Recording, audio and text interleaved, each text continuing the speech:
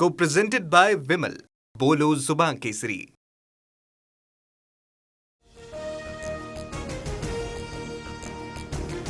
कुर्ल्याच्या नौपाडा परिसरात झाड कोसळून वृद्धाचा मृत्यू. कवानी परिसरातील ही दुर्दैवी घटना. वृद्धाच्या मृत्यूनंतर मनसे आक्रमक. पालिका प्रशासनाविरोधात मनसैनिकांचं आंदोलन.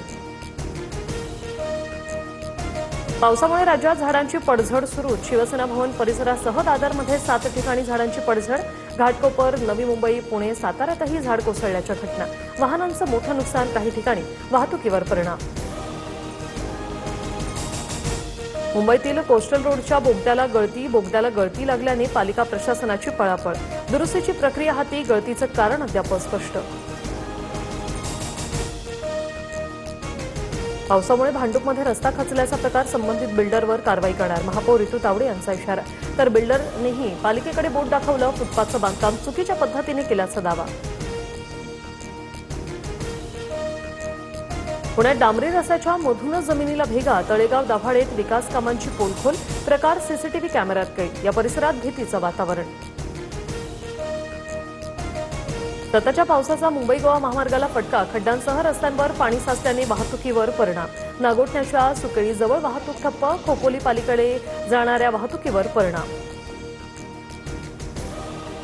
वसई विरारमध्ये पावसाची उसंत. मात्र परिसर अद्यापही जलमय. मिठागर परिसराला पाण्याचा वेढा. जनजीवन विस्कळीत. शेकडो कुटुंबियांना अतिवृष्टीचा फटका.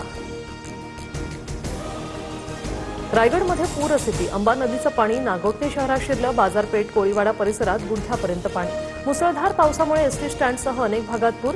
जनजीवन विस्कळीत. कोल्हापुरात पुराचा धोका. पंचगंगेचं पाणी यंदा पहिल्यांदाच पात्राबाहेर. 32 बंधारे पाण्याखाली. कोल्हापूर जिल्हा प्रशासन हाय अलर्टवर. सांगलीच्या वारणा नदीवरील छोटा बंधारा पाण्याखाली. संततधार पावसामुळे चिकुर्डे येथील वारणा नदीच्या पाणी पातळीत प्रचंड वाढ. नदी नाले तुडुंब भरले. सह्याद्री पट्ट्यामध्ये मुसळधार पाऊस. सिंधुदुर्गात रात्रीपासून पावसाचा जोर वाढला.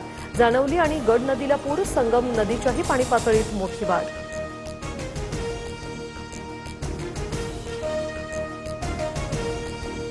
मुंबईच्या उपनगरात पावसाची संततधार. अनेक ठिकाणी सखल भागात पाणी साचलं. अंधेरी सबवे सध्या वाहतुकीसाठी बंद.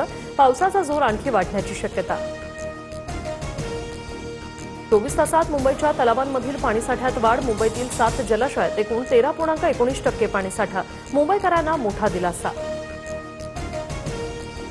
काँग्रेस आमदार धीरज लिंगाडेंना शिंदेंकडून 20 कोटींची ऑफर. संजय राऊतांचा दावा.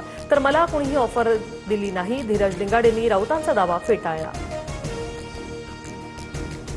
राम मंदिर दान चोरी प्रकरणी उद्धव ठाकरेंचा एल्गार. दादरमध्ये आज रामरक्षा आंदोलन. ठाकरेंच्या उपस्थितीत दुपारी 4 वाजता हनुमान मंदिरात महाआरती.